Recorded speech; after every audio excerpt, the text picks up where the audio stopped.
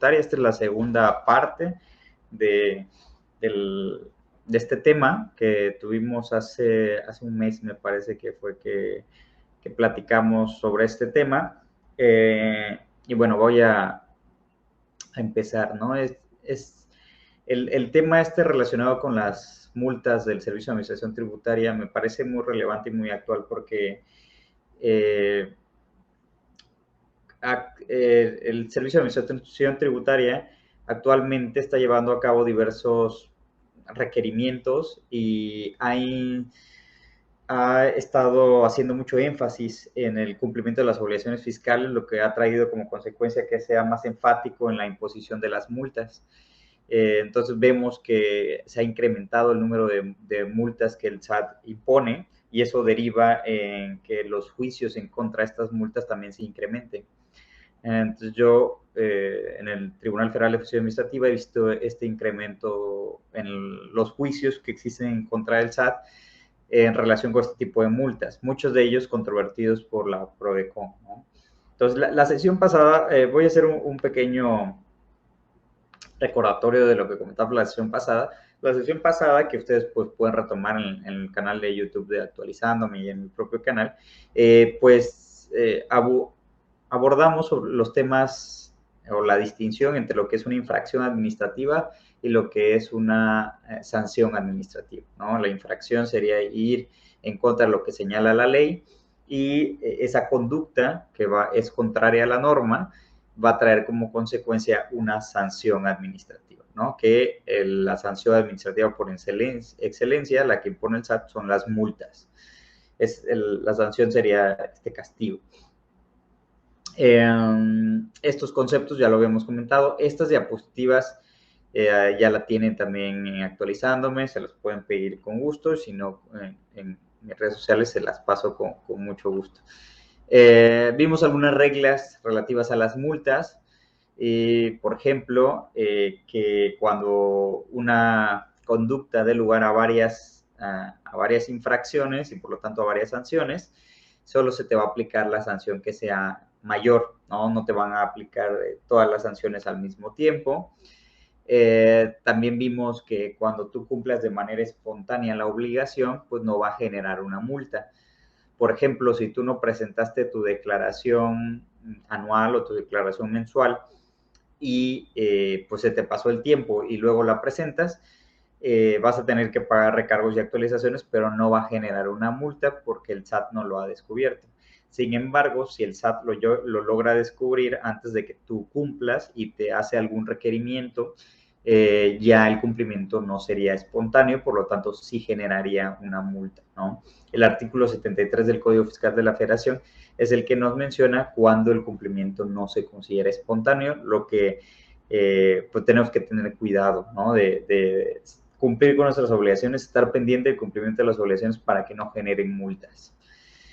También comentamos que tú puedes hacer una solicitud de reducción de multas, que estas se presentan ante el Servicio de Administración Tributaria, específicamente ante la desconcentrada de recaudación, y esta administración desconcentrada de recaudación del SAT puede reducirte la multa hasta el 100%, tomando en cuenta pues, la gravedad de la infracción, si es tu primera vez, si estás cumpliendo,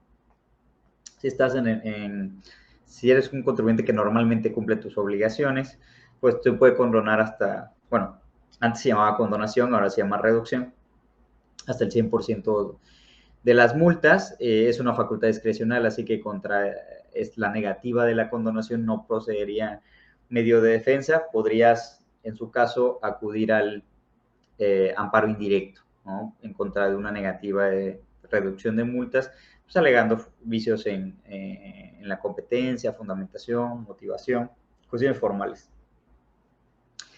Esto es lo que les comentaba hace rato. Cuando hay varias multas, solo te van a aplicar la multa que es mayor, no te van a aplicar pues todas las multas que se actualizarían, como por ejemplo, si tú no presentas una declaración de pago, pues aquí se actualizarían dos multas, una por la omisión de pago de contribuciones, que es el 55% de la contribución omitida, y otra la no presentación de una declaración.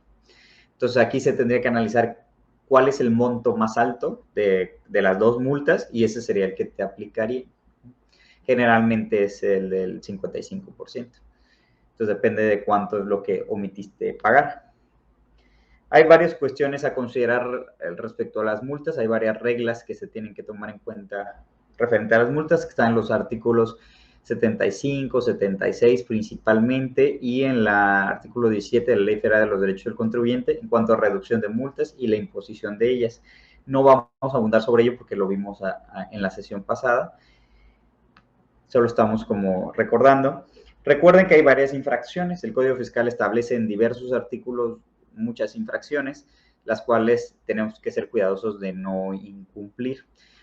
En la sesión de hoy específicamente vamos a platicar sobre dos sentencias en las cuales pues se aplica las infracciones que están en el artículo 81 relacionadas con la obligación de pago de contribuciones y la presentación de declaraciones. Vamos a empezar a ver algunas tesis y algunas jurisprudencias y finalmente vamos a ver unas sentencias del Tribunal Federal de Justicia Administrativa y eso es lo que abordaremos en la sesión de hoy. Bueno, esta tesis es reciente, es de mayo de 2022, específicamente es un precedente de la segunda sección de la Sala Superior del Tribunal Federal de Justicia Administrativa, por lo tanto este precedente deriva de una sentencia, no deriva de un juicio. Este precedente nos dice que la multa prevista en el artículo 76, primer párrafo del Código Fiscal de la Federación, no viola el principio de equidad tributaria, porque, bueno, este artículo establece un porcentaje de imposición de multa de un 55 al 75% de las contribuciones omitidas. Entonces, nos señala un mínimo, que es el 55, y un máximo, que es un 75. La autoridad generalmente la primera vez nos impone el mínimo, que es el 55% de la contribución omitida. Lo que nos señala este precedente es que este artículo no viola el principio de equidad tributaria porque se considera, o por lo menos así lo consideró la segunda sección del Tribunal Federal de Justicia Administrativa, es que pues es una medida que aplica para todos por igual, ¿no? Dice, trata a los iguales en forma igual y a los desiguales en forma desigual, atendiendo la resistencia y mala fe en relación con el pago de contribuciones, ¿no? Porque este tipo de contribuciones, pues este tipo de multas, perdón, se le impone a quien omitió el pago de las contribuciones. Esta otra tesis es del Pleno Jurisdiccional de la Sala Superior del Tribunal Federal de Justicia Administrativa y nos señala que la multa por omisión de contribuciones y por pérdidas fiscales improcedentes que provoca la omisión de contribuciones, en este caso no le sería aplicable el concurso ideal previsto en el artículo 71, fracción cuarta del Código Fiscal. Esta tesis igual la comentamos hace un mes, pero se refiere básicamente al concurso de las multas, lo que les decía, cuando hay dos multas por la misma conducta, solo se te va a aplicar la mayor. Y esta tesis lo que señala es que cuando tú no pagaste impuestos, no pagaste la contribución y además declaraste pérdidas fiscales improcedentes, ¿no? Pérdidas fiscales que al final no fueron procedentes y por lo tanto eso provoca la omisión de contribuciones, no significa que se trate, por lo menos es el criterio del tribunal, que se trate de la misma conducta, porque aquí son dos conductas diversas, dice, una es no pagar la contribución y otra es haber declarado pérdidas, ¿no? Entonces, lo que señala el tribunal es que no es la misma conducta y por lo tanto no se aplica el concurso de las multas, ¿no?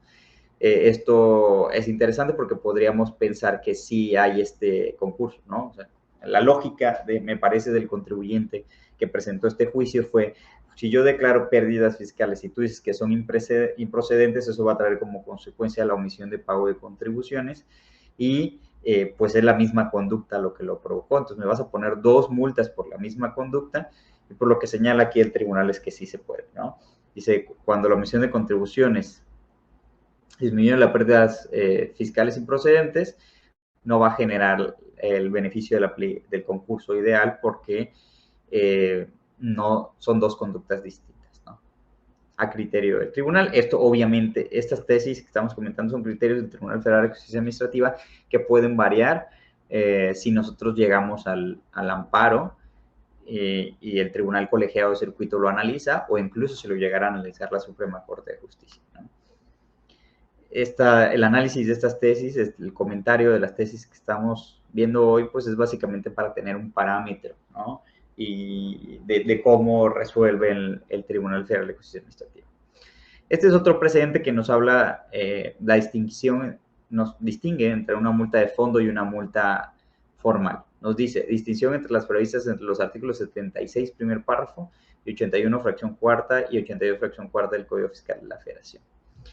Entonces, aquí nos menciona que estos artículos establecen conductas infractoras distintas. Dice, los artículos 31, 81 y 82 sancionan el no efectuar pagos provisionales, que es una multa formal, ¿no? El no presentar la declaración y efectuar los pagos en el mes correspondiente. Esa es una obligación formal. Recuerden que tenemos que presentar declaraciones provisionales, efectuar pagos provisionales. Esa es una obligación formal.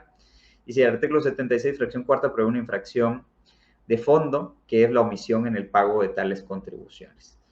Entonces, aquí lo que hace este precedente es hacer la distinción entre que una misma conducta, pues aquí sí puede generar dos sanciones, una sanción de forma y una sanción de fondo. Cuando se dé este caso, se aplicaría el artículo 75 y por lo tanto sí se tiene que analizar cuál es la multa mayor y solo se nos va a aplicar la multa mayor. Entonces hay que distinguir cuando una multa es de forma y una multa es de fondo. Una multa es de forma cuando nos sancionan por incumplir algún requisito de la ley, y va a ser de fondo cuando está relacionado con la omisión en el pago de las contribuciones. Esta jurisprudencia del Tribunal Federal de Justicia Administrativa nos señala interpretación del artículo 75, fracción quinta del Código Fiscal de la Federación en cuanto a las multas, es del 2019, y pues este artículo lo que prevé es lo que hemos estado comentando, de pues el concurso de multas, ¿no? Que se le debe aplicar la multa mayor. Nos dice, este beneficio no es aplicable cuando el contribuyente ha incurrido en dos conductas de omisión, como son no pagar el impuesto de comercio exterior y el IVA. Entonces, esto es muy común. Yo lo he visto recientemente en varios juicios donde los contribuyentes alegan, es que si el SAT me requirió la omisión de pago de IVA y de impuestos sobre la renta, solo me puede multar una vez, porque me está multando, cuando se multa por no presentar la declaración. Entonces se dice, si es la misma declaración, ¿no? Donde yo tuve que pagar impuestos sobre la renta e IVA, o en dicha omisión, ¿no? que es la presentación de la declaración, se trata de una sola declaración, de un solo pago, aunque sean dos impuestos, dice el contribuyente, pues no importa, porque es una sola conducta por el mismo mes, ¿no? Por ejemplo, la declaración provisional de impuesto sobre la renta y la declaración mensual de IVA, dice, pues se presentan a través del mismo sistema, a través de la misma plataforma, ¿no? Todo es igual, entonces, por lo mismo, solo debería ser una multa. Entonces, lo que nos señala esta jurisprudencia es que no, cuando se tratan de diversas obligaciones de fondo relacionadas con la omisión de pago de contribuciones, pues se debe de sancionar por cada una de ellas. Si tú no pagaste IVA, el IVA es una contribución independiente al impuesto sobre la renta, ¿no? Entonces, si tú no presentaste la declaración de IVA y si no presentaste la información de la declaración de impuesto sobre la renta, son dos declaraciones diferentes que tienen origen en dos leyes diferentes. Una sería la ley del IVA y otra la ley del impuesto sobre la renta, ¿no? Por lo tanto, nos dice aquí la jurisprudencia, son conductas distintas y por lo mismo se puede imponer una multa por cada omisión de ellas, ¿no? Entonces, es correcto desde el punto de vista del Tribunal Federal de Justicia Administrativa que a ti te multen por no presentar tu declaración de IVA y no presentar tu declaración de impuesto sobre la renta, aunque se trate del mismo mes, ¿no? Y aunque incluso, de acuerdo al portal del SAT, lo puedes presentar en una misma declaración, la información de IVA e impuesto sobre la renta, al ser dos impuestos distintos, tener origen distinto y ser obligaciones distintas, pues son dos multas las que se te aplicarían. Y así serían 3 o 4 si fueran varios los impuestos o varios los meses, ¿no? Entonces se te van a aplicar todas las multas que apliquen por cada uno de los meses. Recuerden que en la generalidad, en el impuesto sobre la renta se paga se realizan pagos provisionales mes a mes y el IVA es mensual.